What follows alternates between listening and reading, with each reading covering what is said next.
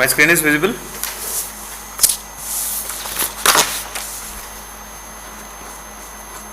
Is it visible?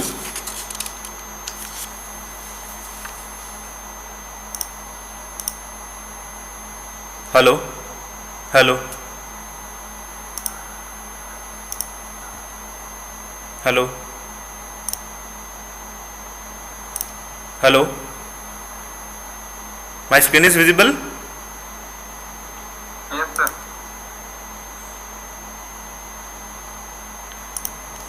Okay.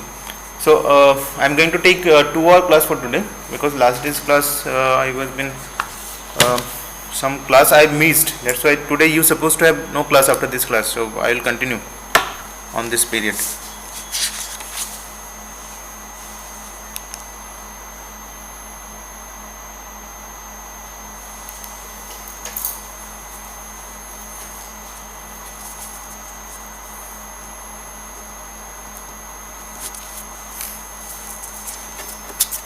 So last day we have seen the transit time effect.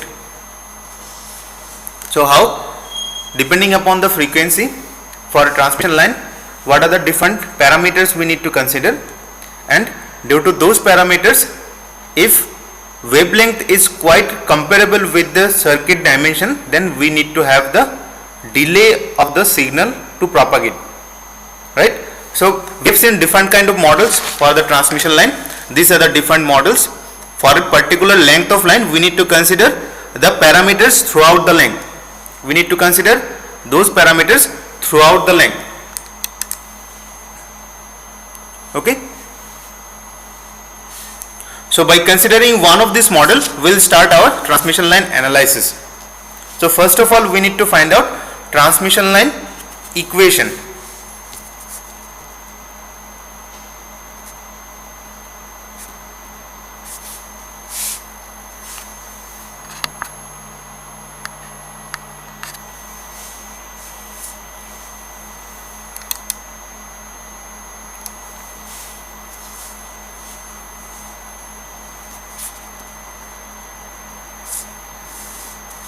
Is it clear from your side?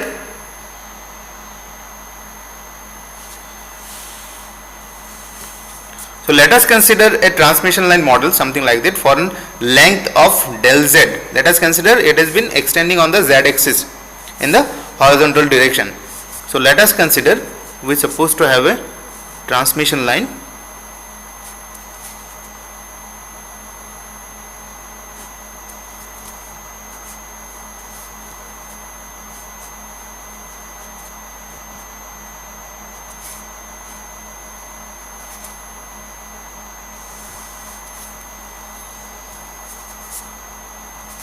So this side it is the input side, and this side it is the load side. So this side towards load, and this side it is towards generator.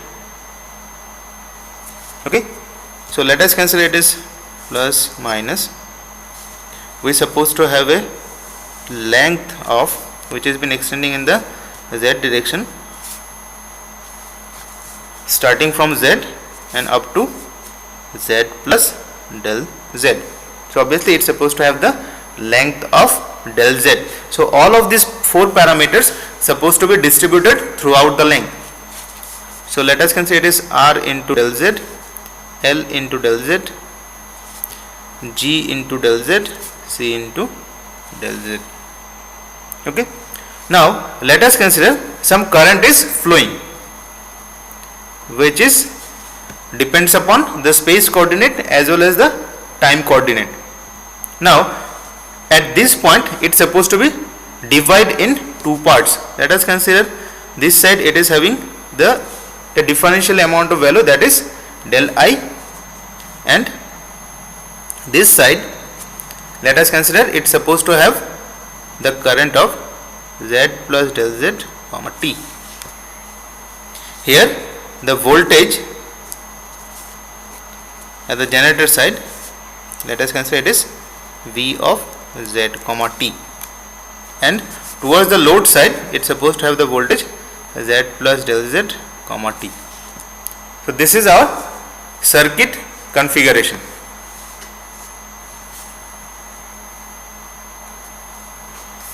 So obviously this kind of two conductor transmission line supports a pure TEM wave, transverse electromagnetic wave. So what does it mean? All the directions, either the electric field, magnetic field and the power flow, all of them are orthogonal to each other. Okay, that is electric field, magnetic field and the power, they are orthogonal to each other. So if the power has been flowing in the z direction, then electric field and magnetic field will be in the x and y, or vice versa in other directions maybe. Okay, so here we need to use the relation between the voltage and current with respect to electric field and magnetic field. So for the TEM wave,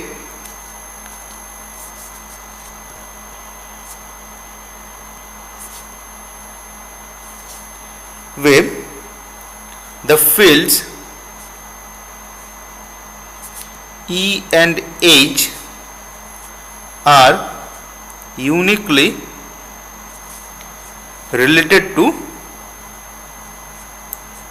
voltage and current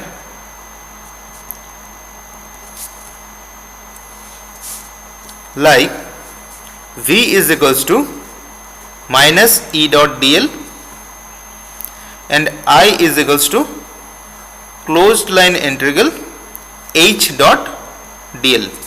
It is like this. So let us consider we have been working with a very small dimension of the two conductor transmission line, very small dimension. Now let us consider if our length is very small. So if we are going to start the circuit analysis, so how we need to do? For a normal case, if we have been going with any circuits, we are having the parameters, circuit parameters have been connected.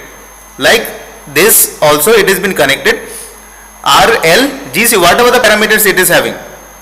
But when we have been doing either KVL or KCL, what we have been thinking of, that we are supposed to have a normal circuit. Let us consider we are supposed to have a battery. With this some resistance has been connected and here some LED has been connected. Like this, let us consider some DC battery is been connected on this. So what we have been thinking, that we are supposed to have the resistance within this line only. The resistance is been connected within this A and B point, but we are not at all been thinking what is the wire which is been connected with this battery, what is the resistance of that wire which is been connected with this battery. Why? Because this resistance is considered as an lumped parameter, means it is been constitutes within this A and B point only. But for our transmission line, as I said, whatever the transmission line we have been considering, all those parameters are distributed throughout the length. So how to do this circuit analysis for this distributed element in terms of lumped element? Because all the KVL and KCL are been applicable for the lumped circuit analysis. It is not at all been applicable for the distributed circuit analysis. So for this case, we need to assume our distributed circuit like a lumped circuit. We need to assume our distributed circuit as a lumped circuit. After that only we can able to apply all our circuit analysis. So for this case, how we can assume this distributed as a lump? We can assume only after taking the concept that our length which we have been considered here, that is del z, it is very small. It is very small. So for the lumped circuit analysis, what we have been thinking of, that the moment I am just connecting this battery, the voltage signal which appears here at point A, the moment I have been given the switch, at that moment the voltage will appear at point B. But for the distributed circuit analysis, for this case, it takes some time. When the wavelength of the signal, either it is a voltage signal, the wavelength of that voltage signal, if it becomes comparable with the circuit dimension, then it takes some time. That is called the transit time effect. But for the lumped circuit analysis, since our signal frequency is quite lower and the wavelength is quite higher, we no need to think about any kind of delay, because the wavelength is much larger than the circuit dimension.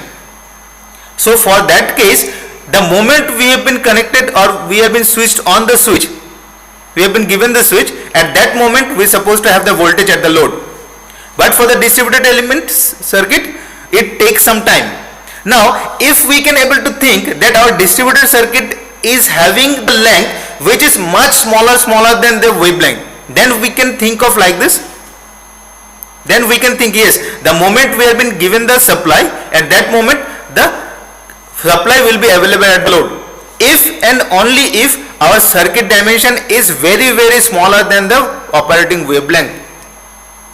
So that's why we are supposed to think of our circuit transmission line dimension is very small, that is del z is very incremental length, a very small length. Then only we can able to think of this distributed circuit as an lumped circuit. Then we are supposed to go with the circuit analysis. So if once we are supposed to have the circuit analysis for a very small length, then we are supposed to go with a higher length by taking the cascade connection between them. Okay.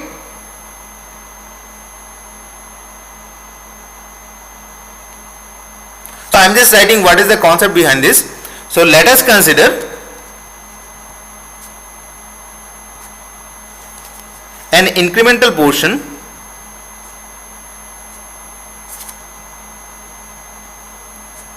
of length del z of a two conductor transmission line.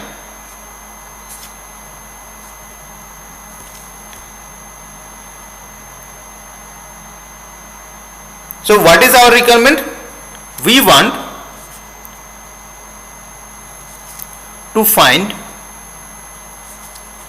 an equivalent circuit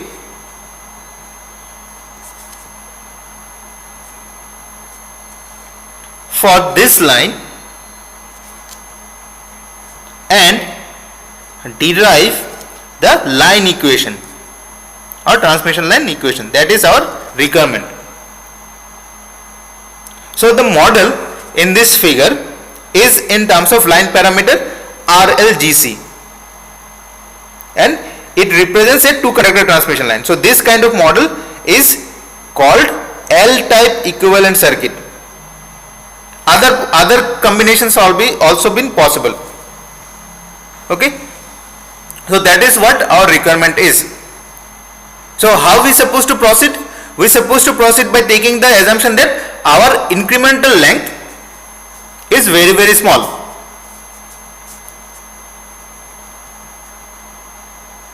By taking assumption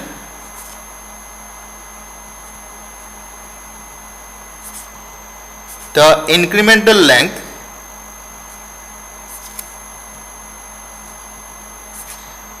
del z is very small. By taking this assumption, then only we start our analysis by applying the KVL or KCL, whatever it is. So let us go with KVL first.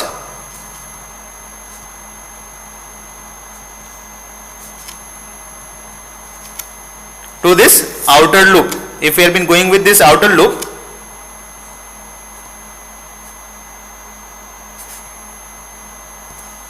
what we can write? This voltage Vz comma t is equals to this voltage R del z into Iz comma t plus the voltage across this inductor, it is L di dt.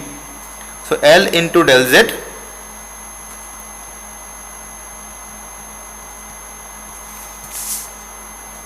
plus this voltage, the voltage across this line. So it is V z plus del z comma t. Okay. So let us do some manipulation on this circuit.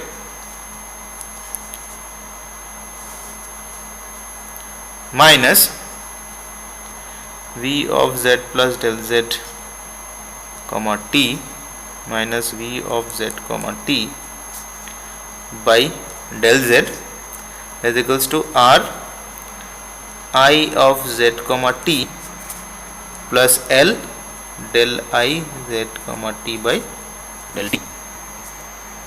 Okay. Now, as we have been thinking about that del z tends to 0, since del z tends to 0, what we can think of? Derivative of vz comma t by dz is equals to limit del z tends to 0. What we can write? We can write as v of z plus del z comma t minus v of z comma t by del z. So within this limit we can write as a derivative. Within this limit, if del z tends to 0, since del z tends to 0, so we can write as a derivative of v z comma t by dz. Okay. So from this equation, from equation 1,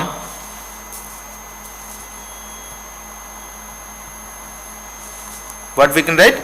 Minus of, within this limit, since we have been considering del z tends to 0, so this one can be written as del v z comma t by del t is equals to r I z comma t plus L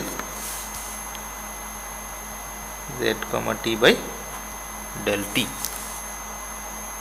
Okay. So this is one equation by applying KVL. Next we are supposed to go with KCL.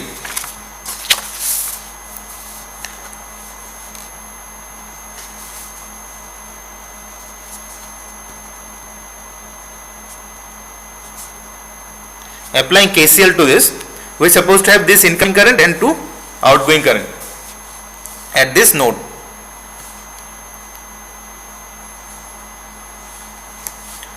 So this I z comma t is equals to these two currents, that is I z plus del z comma t plus del I. Okay. So this del I is been flowing through this conductor, so conductance and capacitance.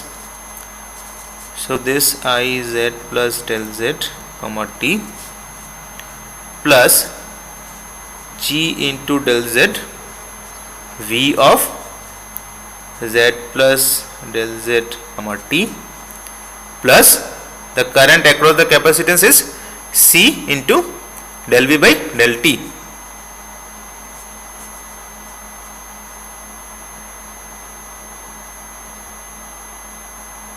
Z plus del z comma t by del of t. So again same way we are supposed to go minus of I z plus del z comma t by del z is equals to g is v of z plus del z comma t plus c of v of z plus del z comma t by del t. Since our del z tends to 0, then we can write minus of diz comma t by, sorry I just missed this one, I of z comma t.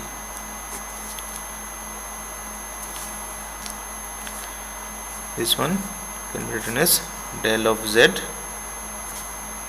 is equals to g v of z comma t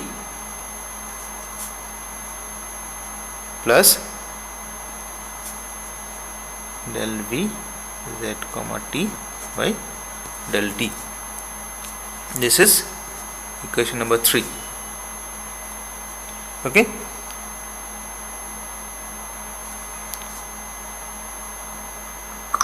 Sir, into C. Yes. C, right.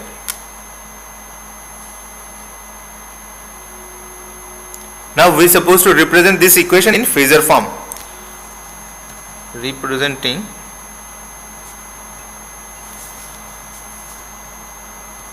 voltage and current in phasor form, then we can write minus of dVs by dz is equals to, derivative will become j omega r plus j omega l into is. This equation number 4, and for this equation is minus dis by dz g plus j omega c vs. Equation number 5. So we need to separate this voltage and current from these two equations. We need to separate them. So let us take second order derivative for equation in Vs. Taking second order derivative in equation 4. So this one will become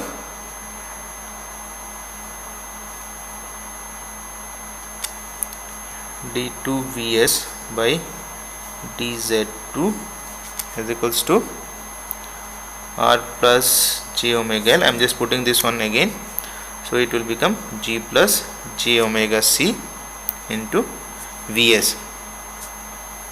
I have just used this one because we are supposed to take the derivative of this, so I have used this value here also.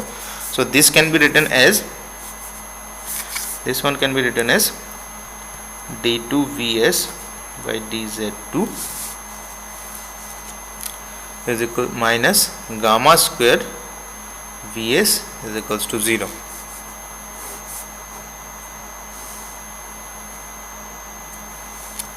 It is equation number 6.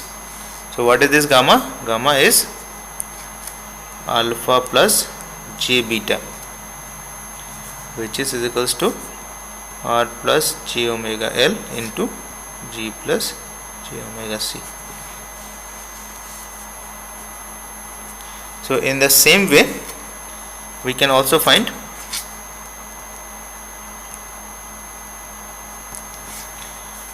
d2is by dz2 minus gamma square is equals to 0.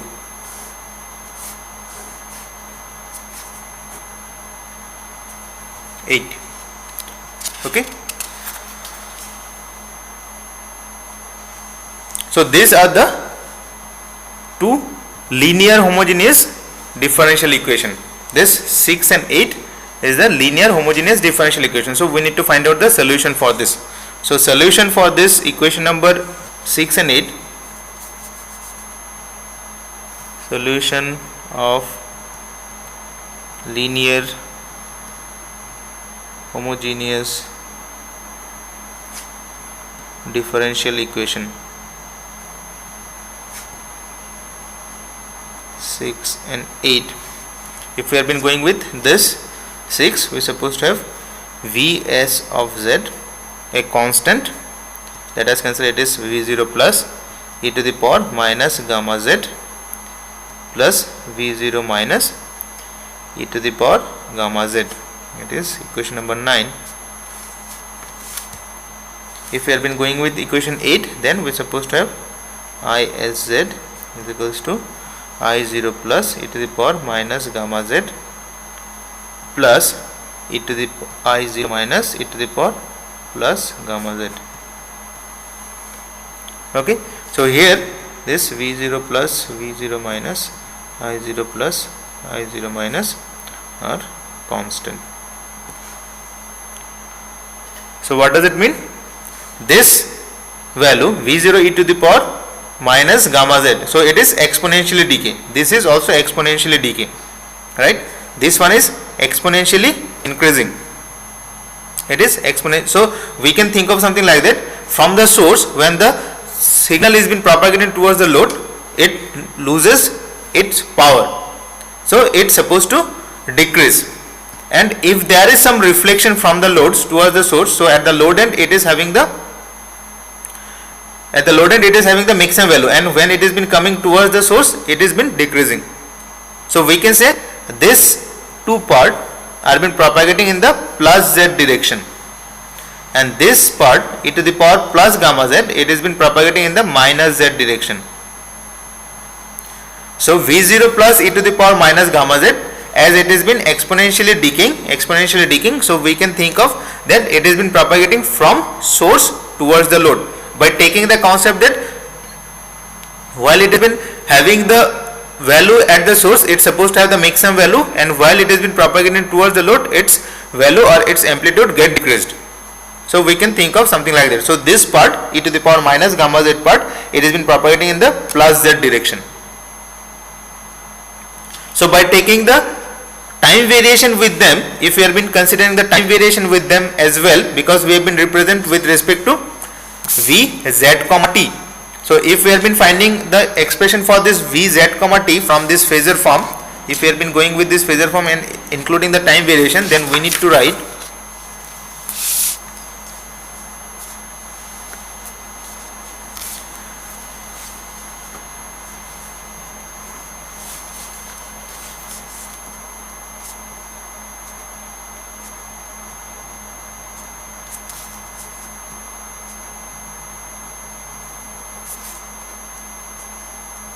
for voltage.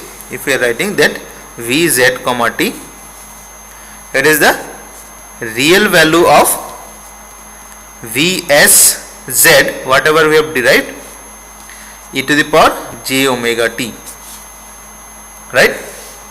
So what we can write, that V0 plus e to the power minus, it is having the value gamma is alpha plus j beta. The value of this gamma, we have been taken alpha plus j beta.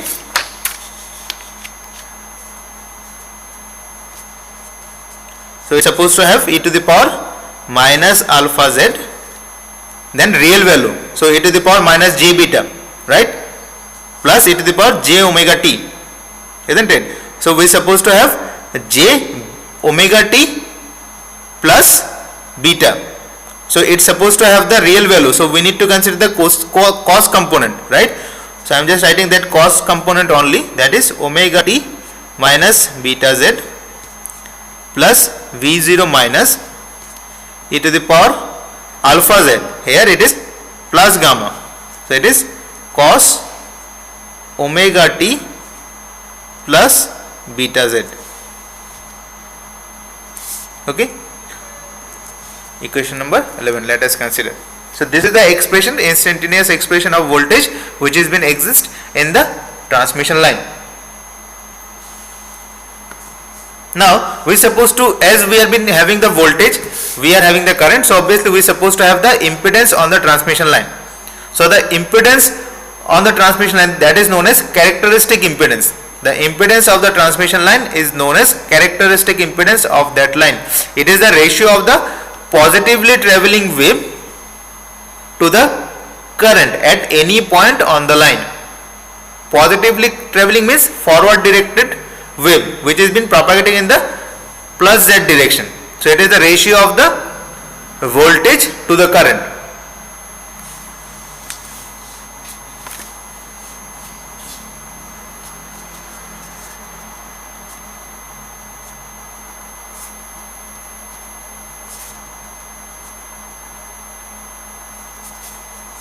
Z naught, it has been represented by Z naught of the line is the ratio of positively traveling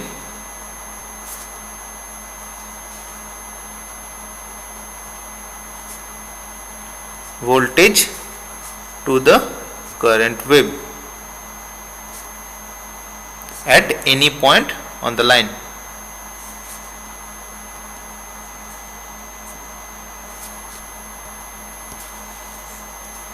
This characteristic impedance is somewhat similar to the intrinsic impedance of the medium. Well, we have been having this wave propagation, we have been seeing the intrinsic impedance of the medium. So obviously, while the wave has been propagating in an in any kind of medium which is not a physical medium, then we are supposed to have the intrinsic impedance. So for this case, as the wave is been propagating on a physical medium, we are supposed to take into consideration of the intrinsic impedance of the medium. So obviously this intrinsic impedance will be depending upon this circuit parameter, that is RLGC. So if we consider this two equation 9 and 10, this two equation 9 and 10, where it is having the value of voltage and current. So if we take the value of this forward propagating wave, if we take the ratio, then we can able to find out the impedance, characteristic impedance, by taking the ratio of this forward propagating voltage and current. By taking this two,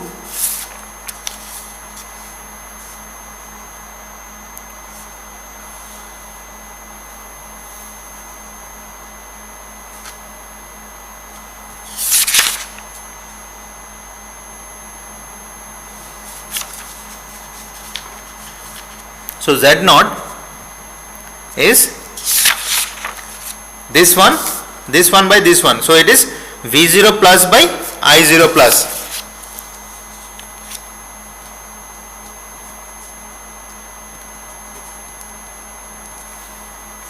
Right? So what is this V0 plus? What will be this V0 plus? How we can able to find? If we put this Vs over there, if we put this Is over here, equation 4 and 5. So if we put Vs and if we put Is over there, then we can able to find out what is this V0 plus and what is this V0 I0 plus. Just try to understand. This 9 and 10 supposed to be substitute in equation number 4 and 5. Right? So if we put here, so we need to take the derivative, right? We need to take the derivative of this. So if you take the derivative, this minus gamma will come to the denominator. So this minus and minus will get cancelled. Then we are supposed to have this V0 plus by gamma, right? So if I put here this one, so what we need to write? So our original equation, I am just writing this equation 4 and 5, that is minus 1 minute. Sir, good morning sir. Sir, class का बोला class का phone करते हैं. है को बात हो.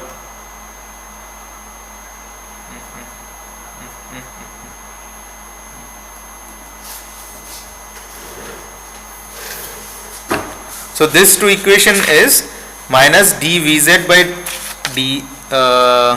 Vs by dz is equals to R plus j omega L into Is, right?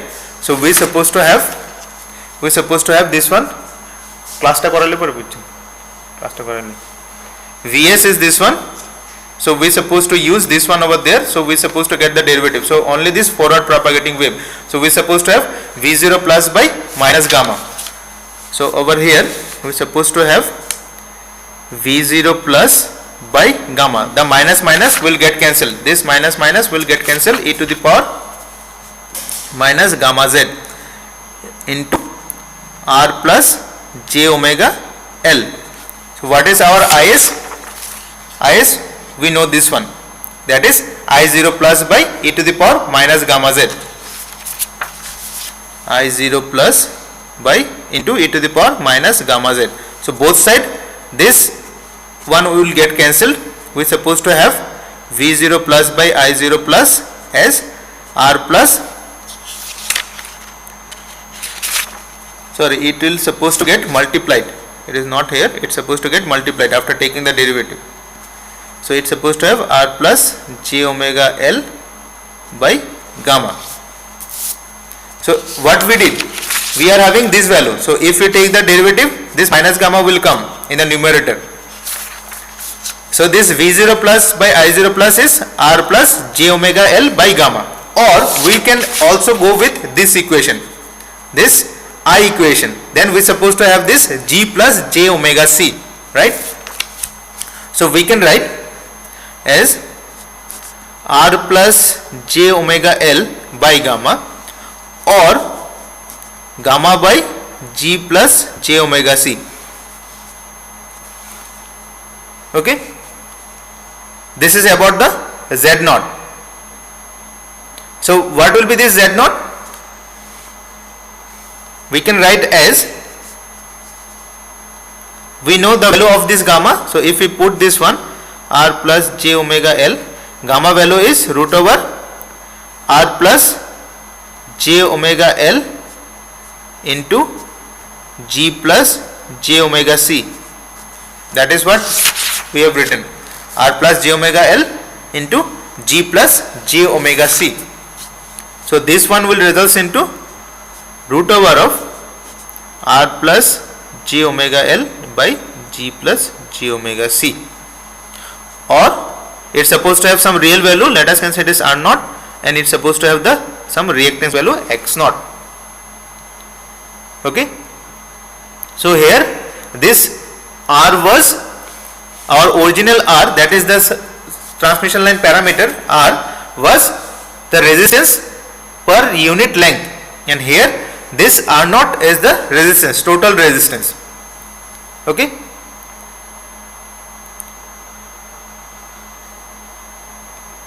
clear up to this?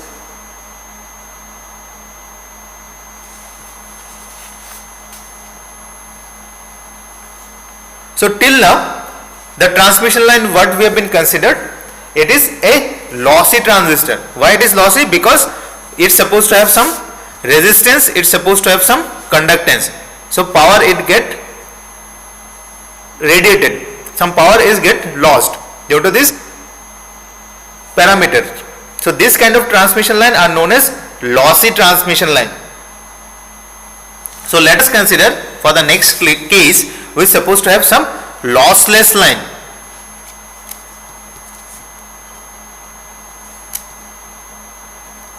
Lossless line. So the condition for the lossless line is R or G should be 0 for a lossless line. This kind of transmission line are known as lossy transmission line.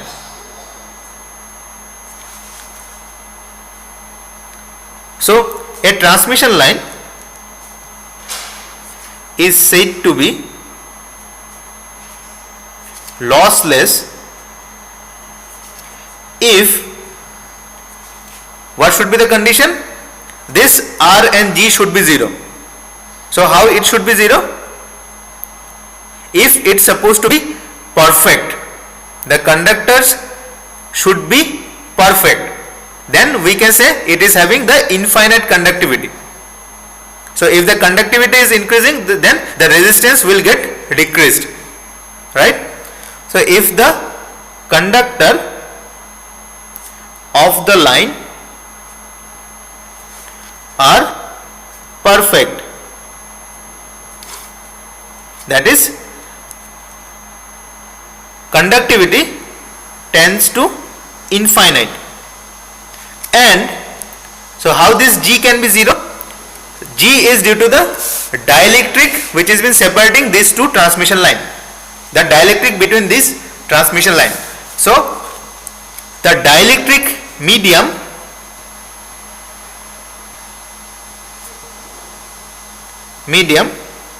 separating them is lossless. If it is lossless, how it can be lossless? There should not be any conducting property of that dielectric. It should be a perfect dielectric. So it's supposed to be lossless. How? The sigma should be 0. The first property, the resistance, how it can be 0? If the conductor is having the infinite conductivity, there should not be any resistance. And how this conductance can be 0? The dielectric which has been separating these two transmission lines should have the 0 conducting property. Okay, so for such line we can assume that R and G can be 0.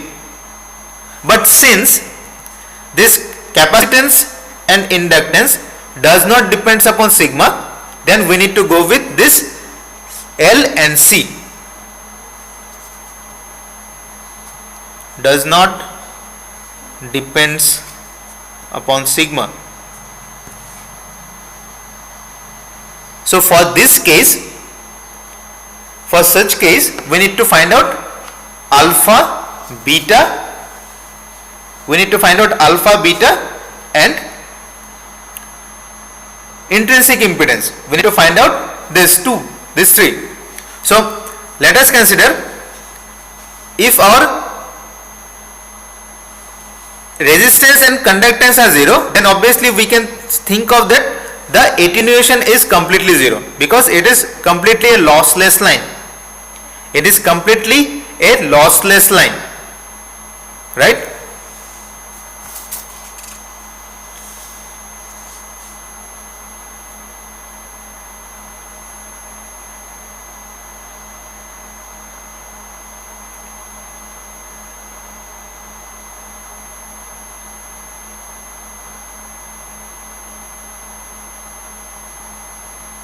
Now how we can able to find out this alpha and beta from this gamma? Gamma is our R plus j omega L by into G plus j omega C. So if we put R and G is equals to 0, our alpha and beta should have the specific value for this condition. So we need to find out the value of this alpha and beta. So gamma is equals to alpha plus j beta. So we need to find out the real value and the imaginary value from this gamma. We need to find out this value from this gamma. So we need to do some mathematical calculation for this. So let us consider, we have been finding something like this, j omega root LC. I am just taking it common from this root. Then we are supposed to have 1 minus j into R by omega L equal to the power half into 1 minus j into G by omega C whole to the power half, right? We have taken j omega common from this root, right? So what we can consider for this, since R by omega L and G by omega C is less than 1, very small, this ratio, because it is, we have been considering for a small length of the transmission line. If it is less than 0, then we can expand this brackets binomially. So if we expand and if we have been neglecting the higher order terms,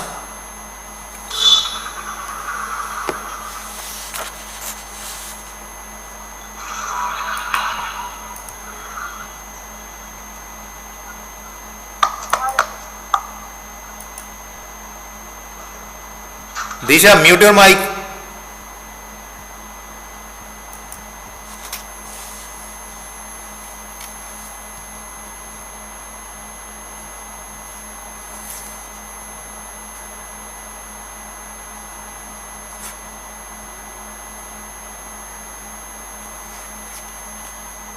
And retaining only first term,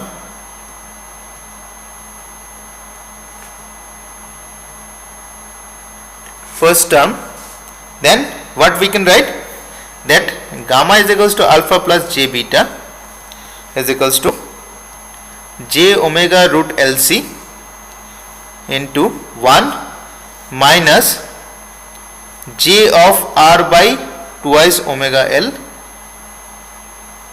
into 1 minus j G by twice omega C. So again this product, these two product will become square, then we are supposed to again neglect the second order terms, then we are supposed to have only neglecting second order terms,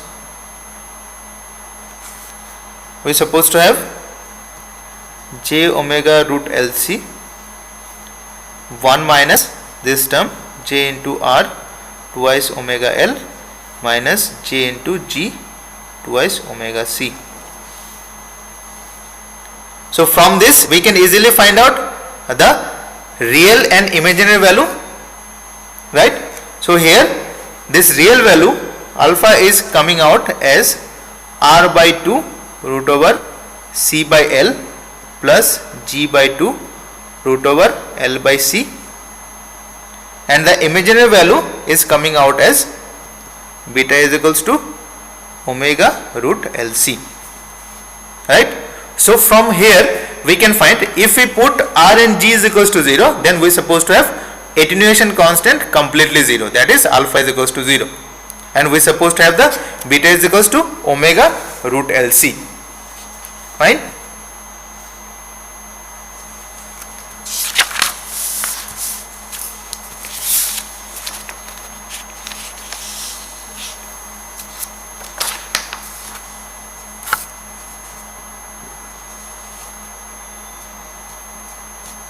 So here for lossless line we will be having alpha is equals to 0 and beta is equals to omega root LC. So our gamma will become J beta, that is J omega root LC. What is the phase velocity? Phase velocity is omega by beta, right? So here beta is omega root LC, so it's supposed to be 1 by root LC. Next, what is our intrinsic impedance? R plus J omega L, G plus J omega C, right? Then we are supposed to do the simplification on this. R plus J omega L into G plus J omega C, so it's supposed to be G square plus omega square C square to the power half. So if we put R and G is equals to 0, it will coming out as root over of L by C, right? So this is our intrinsic impedance, this is our characteristic impedance of a lossless line, right? Next is known as distortionless line.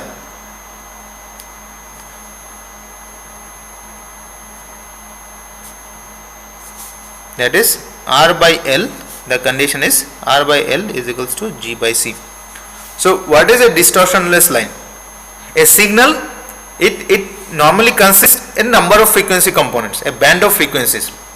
So the wave which is having some amplitudes of different frequency components will be attenuated differently. Normally a signal maybe have different frequency components, so all of these frequency components relates with some amplitude value, some signal amplitude or wave amplitude. So while it has been propagating on the medium, these frequency components, different frequency components will be attenuated differently in a lossy line, because this alpha and beta, this component is depending upon the frequency. So the phase velocity of each of the frequency component is also depending upon the frequency. So phase velocity of each of the component is depending upon the, it is completely different for different frequency component. So a distortionless line is a line where attenuation constant is frequency independent. So if we can make our alpha independent of frequency and phase shift constant, it is linearly depending upon the frequency, then only we can say yes, it is our distortionless line.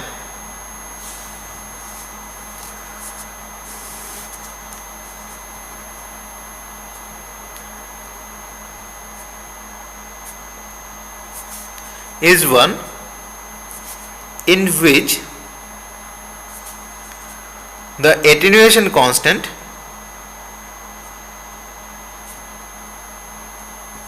alpha is frequency independent,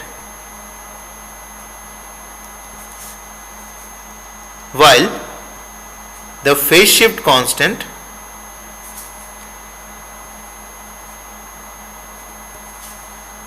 beta is linearly dependent on frequency. So,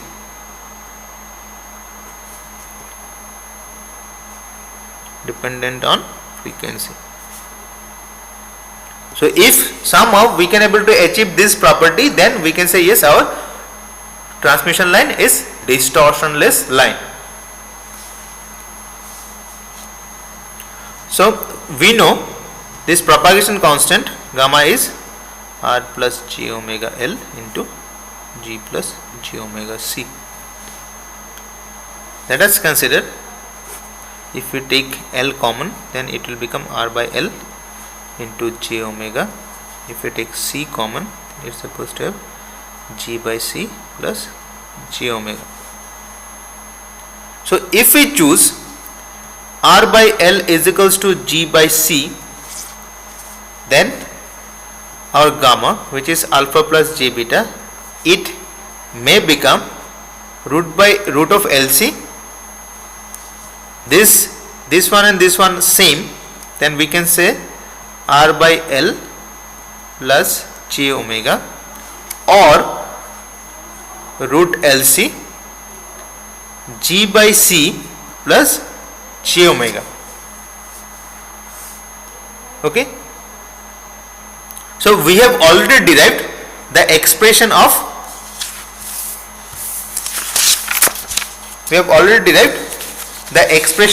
this alpha and beta. We have already derived. So if we put this expression over here, if we put this value over here, then we can able to find alpha is equals to r root over c by L or g root over L by c. This two.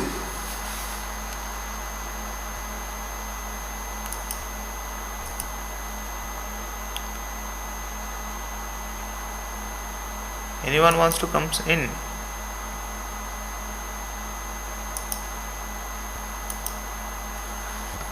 Okay, which can be written as root over of r into g, which can be written as root over r into g. How? By putting c by L is equals to g by r. C by L is equals to g by r. So we can at last write our alpha is r into g and beta is equals to omega root LC. So here alpha is independent of frequency and beta, it is linearly depending upon frequency. So for this kind of conditions, we can achieve a distortionless line.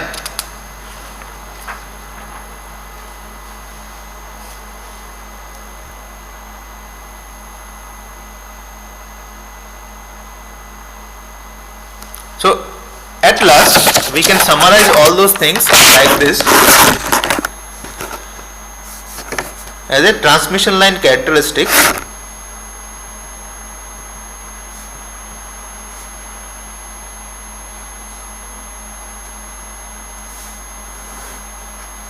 let us take different cases, then the condition of the propagation constant,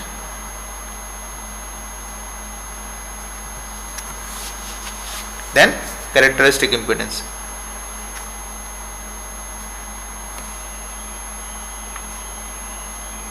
Okay, so for this case, what will be the characteristic impedance? For this Z0, what will be this Z0? R plus j omega L by g plus j omega c. You people just try to find out what will be the value. Characteristic impedance. So if we put R by L is equals to G by C, then we may have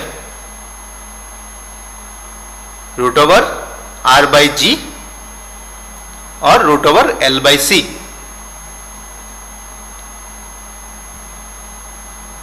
Or root over L by C. So here we have the real value of the impedance. The reactance part is completely 0. Same, the phase velocity can be have omega by beta, it is 1 by root LC. So let us take different case for a lossy transmission line. For a lossy transmission line, we are supposed to have this gamma. Gamma is alpha plus j beta.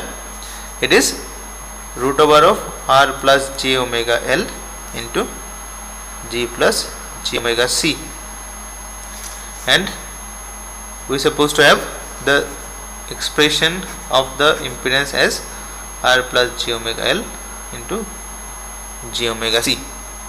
For a lossless line,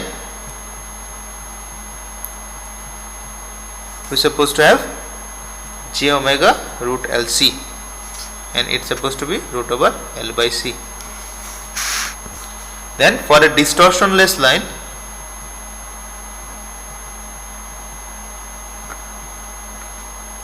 we are having root Rg plus j omega root LC, it's supposed to be root over L by C.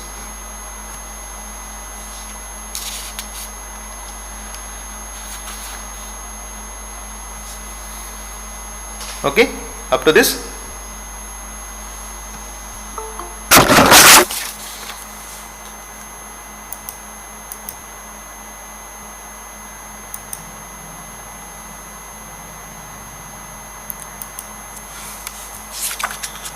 Next, we are supposed to find out the expression for input impedance and standing wave ratio and power.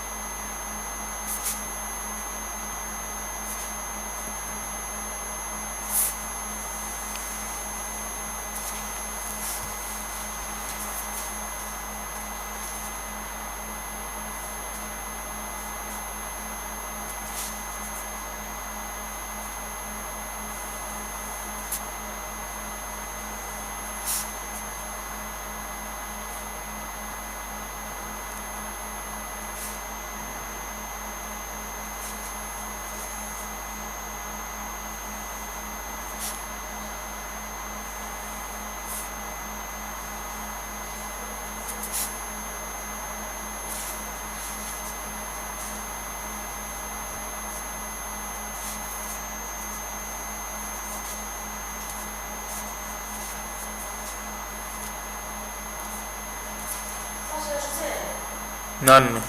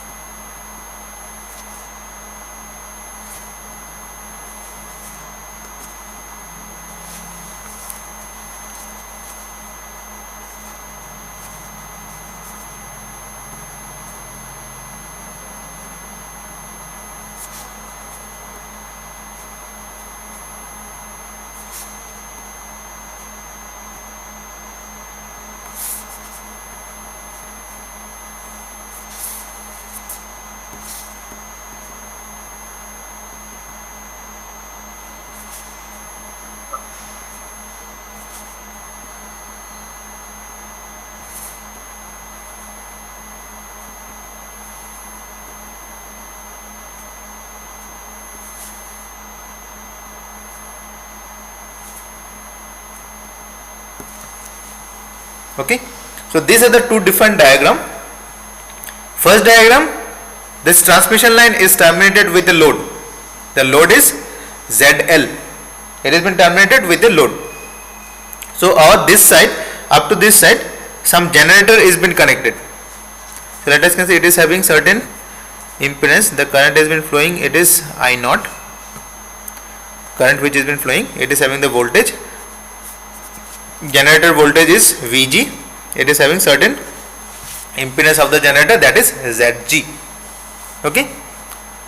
So here in the transmission line from the generator, the current has been given to this transmission line, which has been terminated with an load impedance of IL.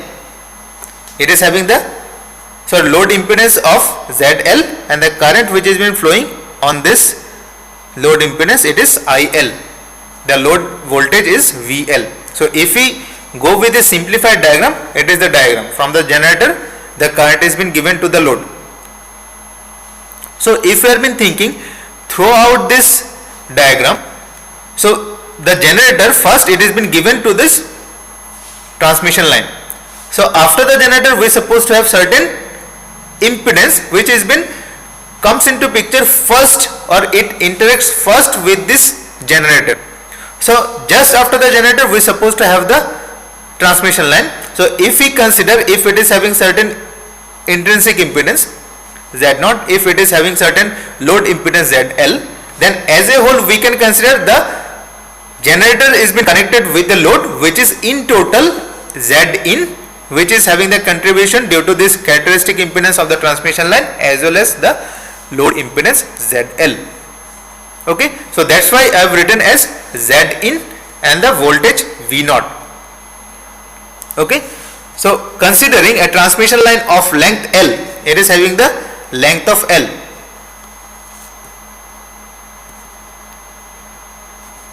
A transmission line of length L characterized by gamma and Z0. It is connected to a load ZL. Now looking into the line, the generator finds a line with a load as an input impedance of Zin. So if I am just thinking from the generator side, so what this generator will find, that this generator is connected with the load. The total load is having the, but as a we can understand that yes, the generator has been dealing with a two different load. One is the characteristic impedance, another is the load impedance. But the generator will find a single impedance which is having the combination of this characteristic impedance and the load impedance, right? So from the generator end, what it finds that it needs to deal with a certain impedance which is having the two different impedance, that is having on the Zin. So as a whole the generator will interact with this total load Zin. So from the generator side, what it finds, that it's supposed to have a load which has been connected with this generator. It is having the input impedance Zin. Okay. So let the transmission line extend from Z is equals to 0 from this point to this point only at Z is equals to L.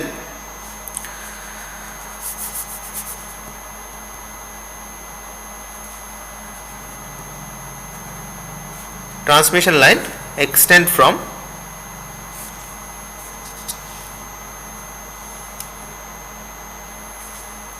Z is equals to 0 at the generator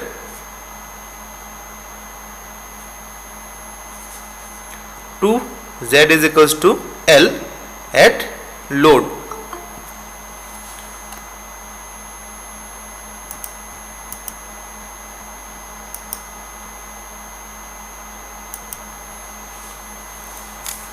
Okay, so we know the expression of the voltage VSZ. It is V0 plus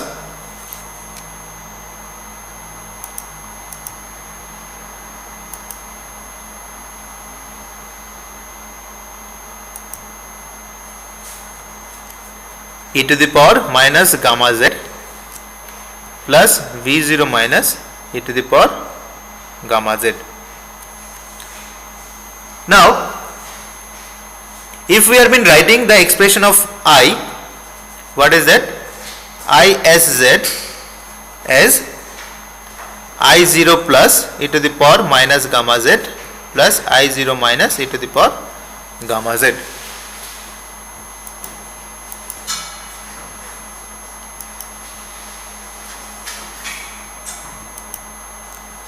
Okay. Now we know Z naught is V0 plus by I0 plus. But if we have been writing with respect to the reflected signal, then we also supposed to have the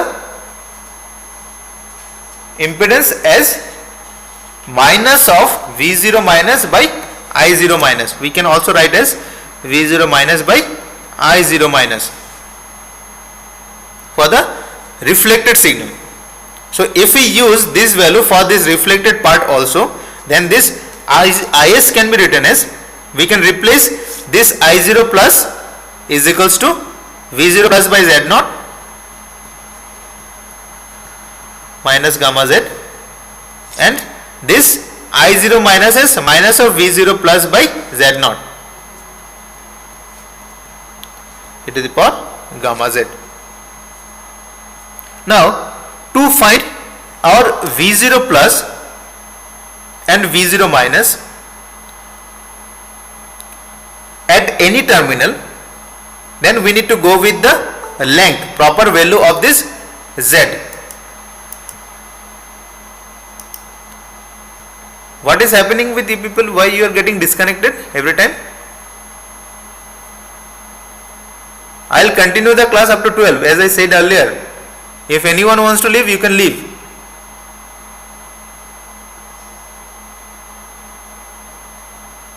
No need to put your attendance on the chat box. If you want to leave, you can leave and come and join at 12. I will take your attendance. No need to worry about that. If anyone wants to leave, just leave. Fine? Don't interrupt in the middle.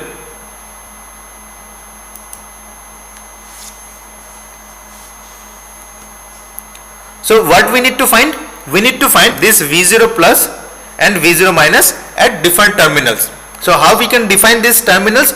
Depending upon this Z, at what location we are right now. V0 plus will be at the generator side, V0 minus will be at the load side. So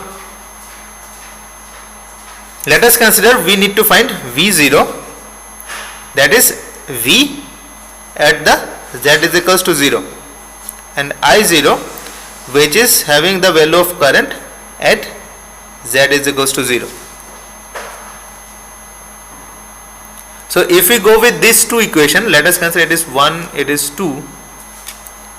So from these two equation we can easily find out what is V0 plus and what is V0 minus.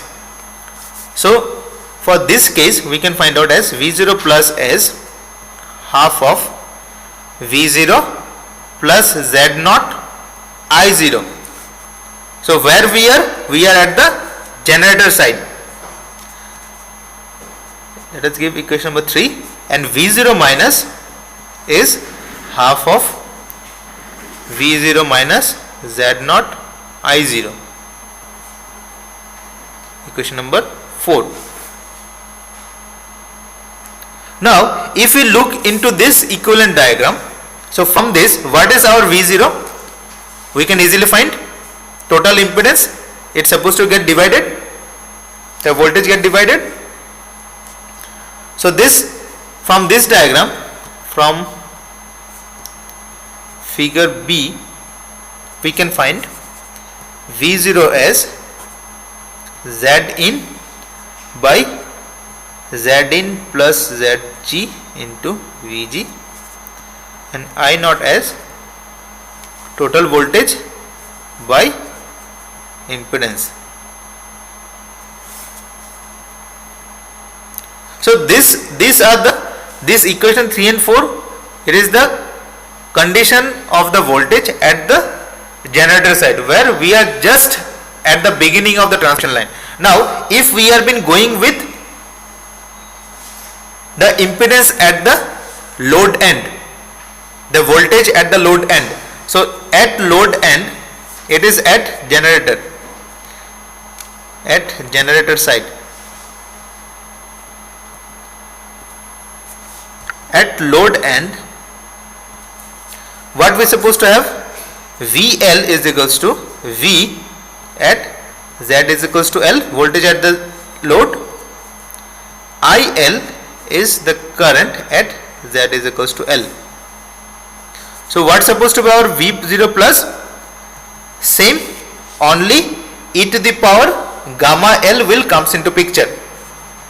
Half into VL, voltage at the load end, plus Z0 IL, voltage current at the load, e to the power gamma L. Question number 5. Then V0 minus is half VL minus Z0 IL e to the power minus gamma L. Equation number 6. So these are the voltage at the generator side, these are the voltage at the load end.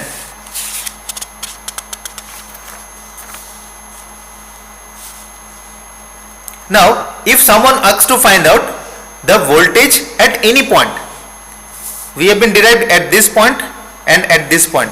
Now someone asks to find out the impedance at any point on the transmission line, at any length. So how we can find out the impedance at any point?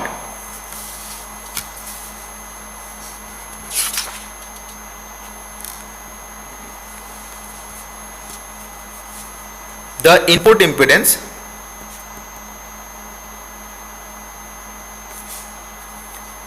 that is Zin is VSZ by ISZ at any point on the line.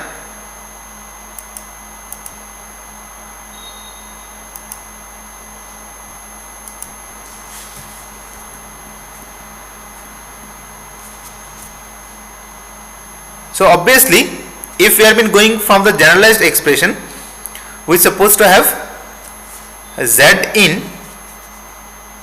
is VSZ by ISZ, right? So if we put this VSZ and ISZ, then we are supposed to have these two expression. I am just writing this expression, that is V0 plus e to the power minus gamma Z plus V0 minus e to the power gamma Z by this expression V0 plus by Z0 e to the power minus gamma Z minus of V0 minus by Z0 e to the power gamma Z.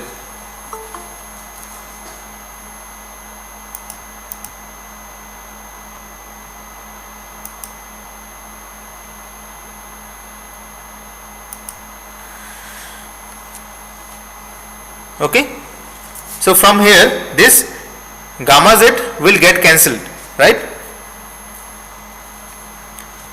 Sorry, it will not get cancelled, we are supposed to have this value. So the gamma Z only will get cancelled if we are been at the generator side, otherwise we are supposed to take a specific value of the length.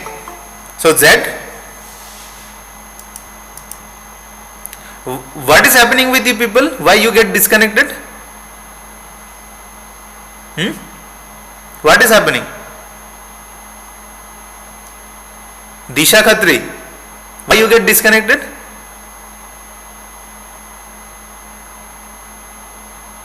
Those who don't want to do the class, you can leave and join at 12. I will take your attendance. Don't interrupt at the middle. If you get disconnected, just remain disconnected.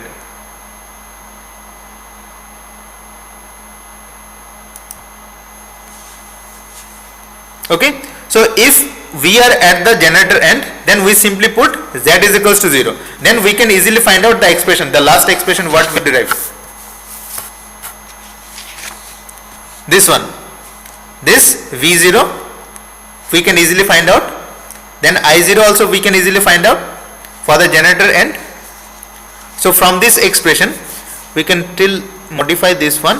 Z0 will come into the numerator, then we supposed to have V0 plus e to the power minus gamma z plus V0 minus e to the power gamma z, V0 plus e to the power minus gamma z minus V0 minus e to the power gamma z. So at the generator end,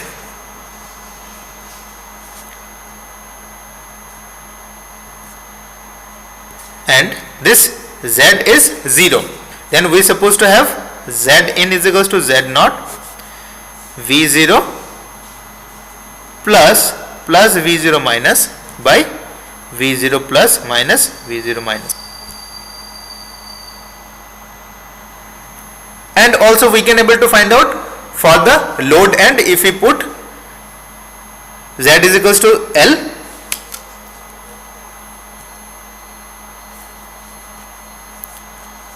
so at the load end we supposed to have this z in is equals to z naught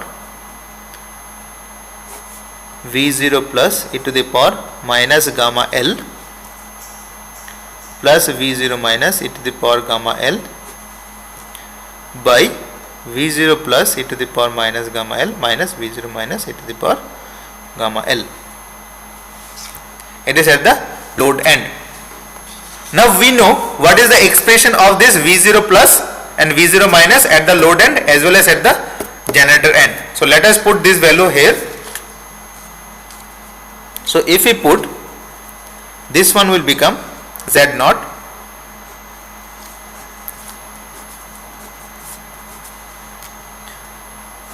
at the load end VL plus Z naught IL e to the power minus gamma L plus VL minus Z naught IL e to the power gamma L, VL plus Z naught IL e to the power minus gamma L minus VL minus Z naught IL e to the power gamma L.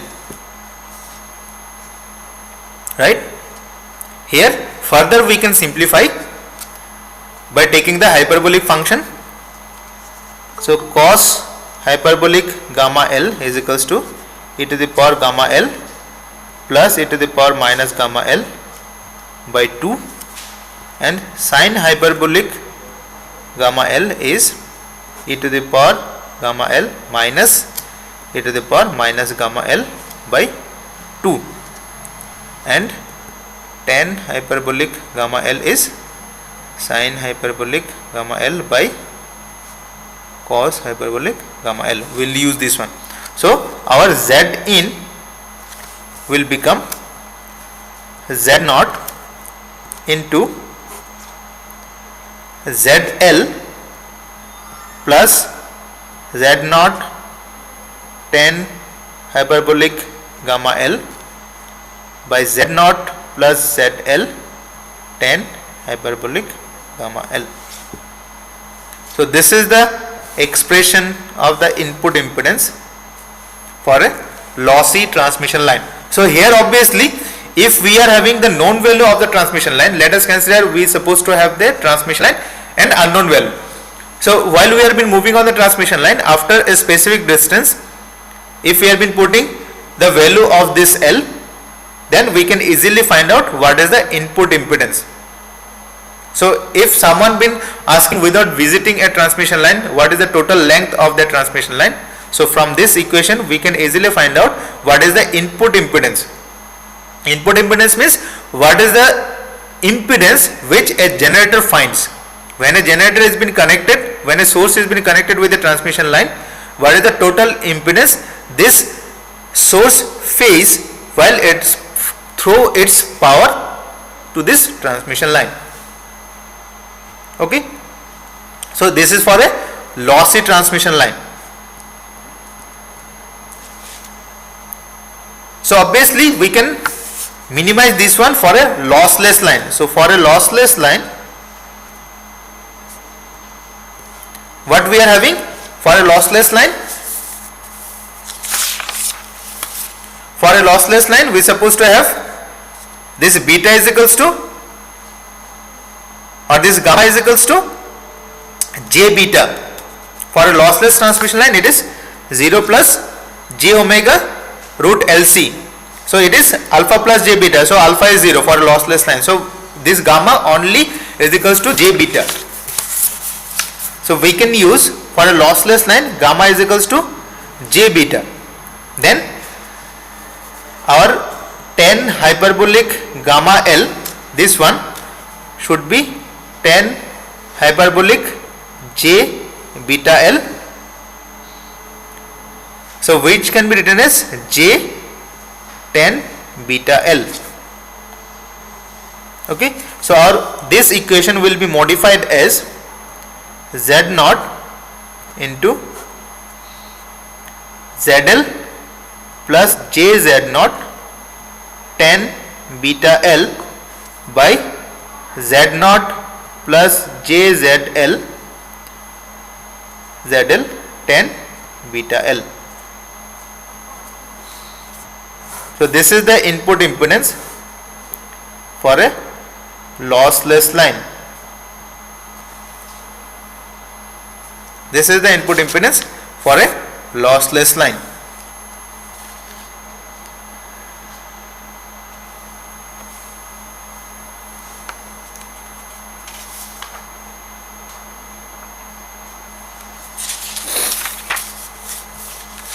So let us take, depending upon the length of the line, what is supposed to be the input impedance.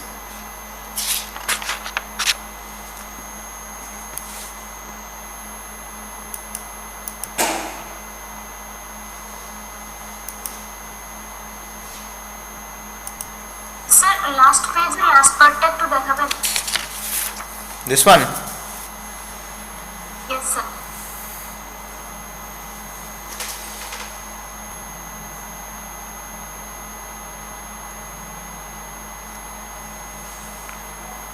Okay sir.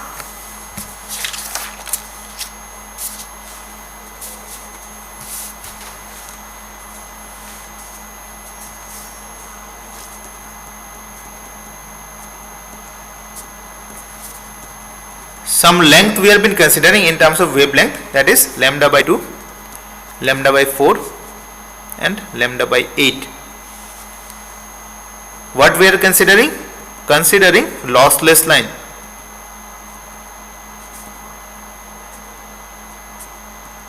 So these are the some specific length we have been considered for a lossless transmission line. So let us consider for the lambda by 2 line first. So length of the transmission line is lambda by 2. This length is lambda by 2. So after this line, some load is been connected.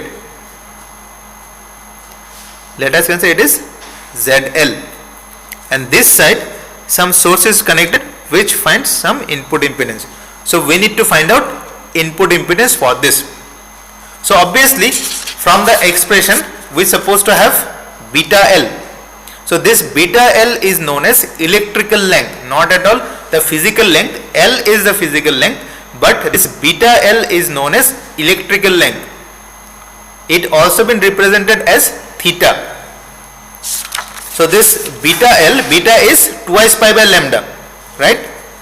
We are supposed to have L is equals to lambda by 2 for this. Beta is twice pi by lambda. Then we can easily find out what is beta L. It is beta is twice pi by lambda. Then we are supposed to L is equals to L by 2. Then we are having pi. Beta L value is equals to pi. So what is this tan beta L? It is tan pi, which is equals to 0.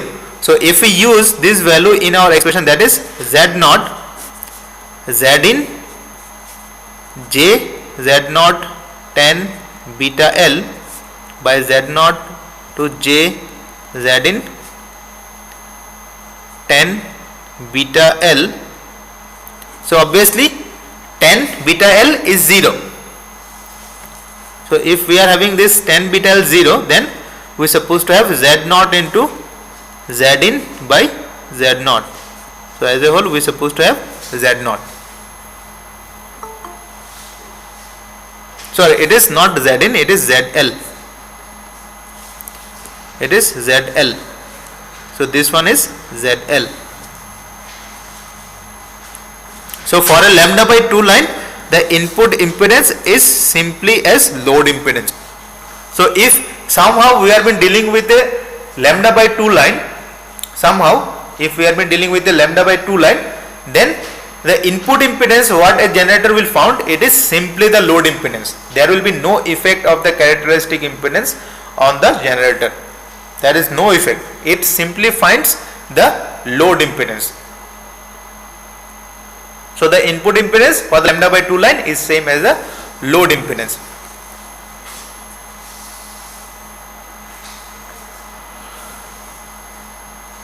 Next, let us consider it is the lambda by 2 line. Next, go with lambda by 4. So we are supposed to have the transmission line of length lambda by 4.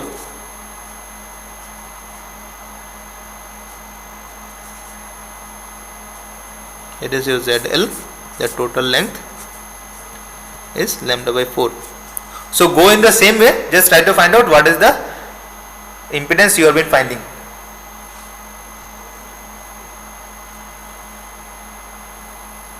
Try to find out the impedance.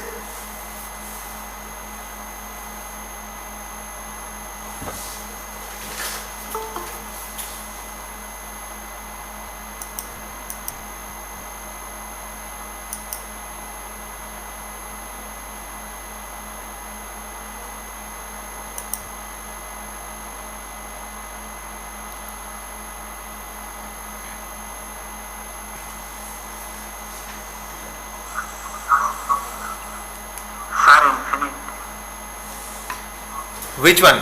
Input impedance? Yes, sir. No. Do it properly. Yes, sir. At lambda by 4, Zn is infinite, sir. Zn is infinite. Z0 square by Zl. Yes, Z0 square by ZL.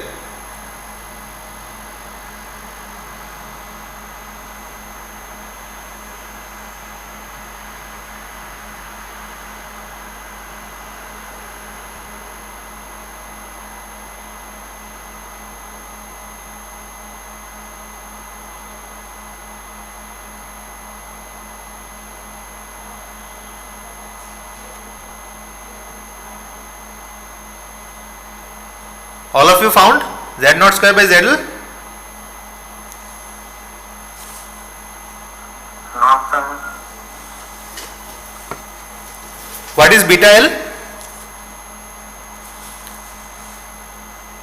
Beta L is 2s pi by lambda into lambda by 4. So it is pi by 2. So 10 beta L, 10 pi by 2. It is infinite. So put on this equation, Zn is equals to Z0 ZL plus JZ0 10 pi by 2, then Z0 JZL 10 pi by 2, right? So take this 10 pi by 2 common. It's supposed to be ZL by 10 pi by 2 plus JZ0 Z0 by 10 pi by 2 plus JZL. So this one will become 0, this one will become 0. Then it's supposed to have Z0 square by ZL, right? Now the condition is that when our input impedance will be infinite, let us consider this is the transmission line, this is our transmission line for the lambda by 4 line. If we consider when our ZL is 0, ZL is 0, what does it mean? So Zn is equal to J10 omega b beta L, sir. Zn Equal to 10 beta L, sir. If we put ZL is equals to 0, then Sir, then Zn is equal to J10 hyperbolic beta. Then it will be infinite, sir. there will be no hyperbolic function. Just check it again. It is J10 beta L only. You just go with simply this expression. We have already derived the expression for this condition, lambda by 4. L is equals to lambda by 4. So for this condition, if this is our Z in, if we put ZL is equals to 0, then Z in will become infinite, isn't it? Or you can put on this expression also, anything, anywhere you can put. And if ZL is infinite, if ZL is infinite, then Zn is 0. So what does it mean? ZL 0, what does it mean? Impedance 0, what does it mean? Short circuit, isn't it? The load impedance is 0. Then the load impedance is 0, what does it mean? The transmission line is terminated in a short circuit, or transmission line is short circuited. Then our input impedance is infinite. Then our input impedance will become open circuit. Infinite impedance will be given to the source, to the generator, if our load has become short circuited. Same, if our load is become open circuited, then our input impedance will become 0. So generator will find a short circuit, isn't it? If load is short circuited, generator will find an open circuit. If load is open circuited, then generator will find a short circuit, right? Then go with lambda by 8.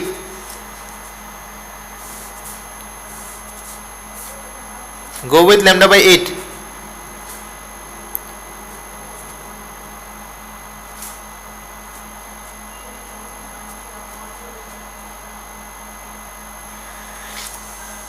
What is beta L for this case? For lambda by 8.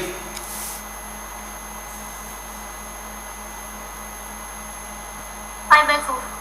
It is pi by 4. So tan beta L is tan beta L 1. So what is our Z in?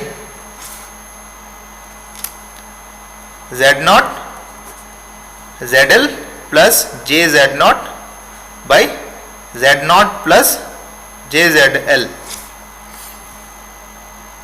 So if you take the magnitude, only the magnitude, not at all the phase, if you take the magnitude only, then Z in magnitude is same as Z naught, because this will get cancelled. Root over of ZL square by Z naught square by root over of Z naught square plus ZL square. If you take the magnitude, then it will simply become the magnitude of the characteristic impedance. So for the lambda by 8 line, magnitude of the input impedance is same as the magnitude of the characteristic impedance. Clear? Magnitude of the input impedance is same as the magnitude of the characteristic impedance.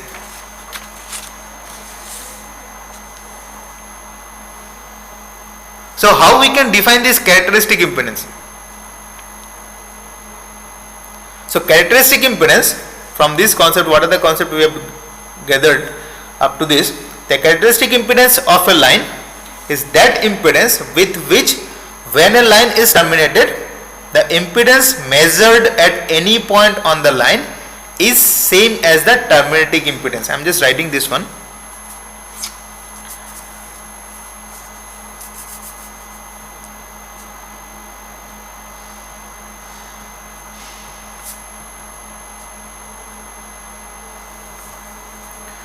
Of a line is that impedance with which, when the line is terminated,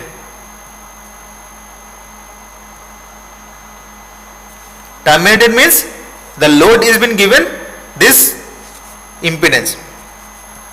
The impedance measured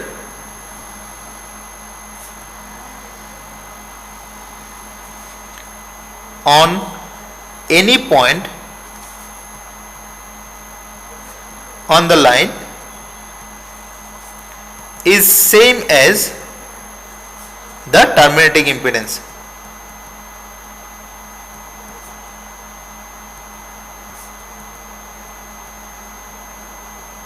So what it says, the characteristic impedance of a line is that impedance with which when the line is terminated, let us consider the line is terminated with the characteristic impedance, that is ZL is equals to Z0. If we are having the ZL is equals to Z0, so we have been terminating our transmission line with that impedance. Then the impedance measured on any point on the line, whatever the length we have been considering, whatever the L we have been considering, irrespective of that, at any point on the line is same as the terminating impedance. So Zin, wherever we have been measuring, if our ZL is become Z0, if our ZL is become Z0, then at any point we are supposed to have the characteristic impedance. So what we have been considering, terminating impedance is same as Z0, ZL is equals to Z0. So our Zin is Z0 ZL plus JZ0 tan beta L by Z0 JZL tan beta L. So what it says, we need to consider ZL is equals to Z0. So Z0 plus JZ0 tan beta L by Z0 plus JZ0 tan beta L. So obviously this one will get cancelled. So our Zin will become Z0. So characteristic impedance is that impedance. If we terminate our transmission line with that impedance, then the impedance on any point on the line is same as the terminating impedance, Z0. Okay.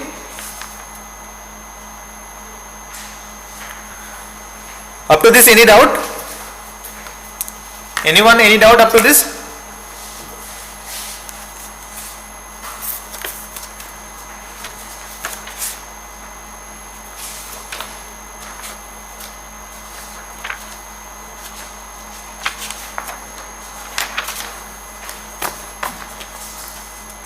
Anyone, any doubt, you can ask.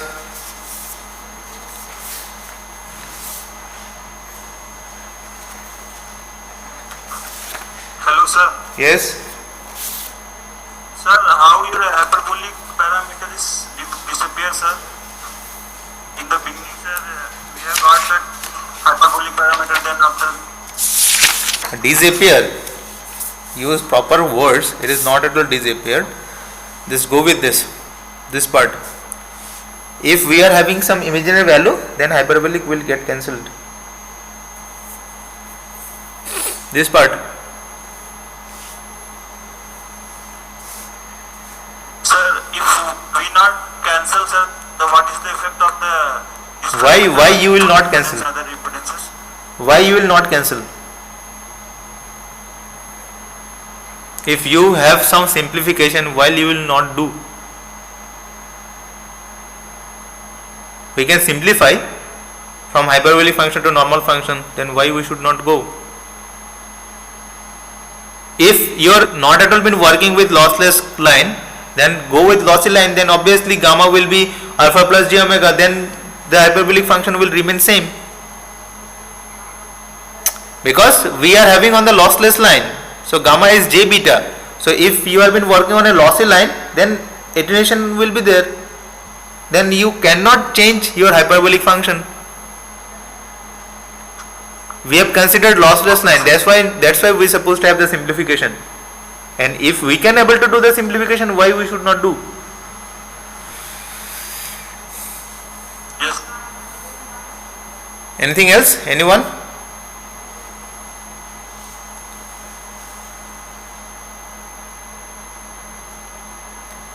Anyone having any doubt? Any other doubt?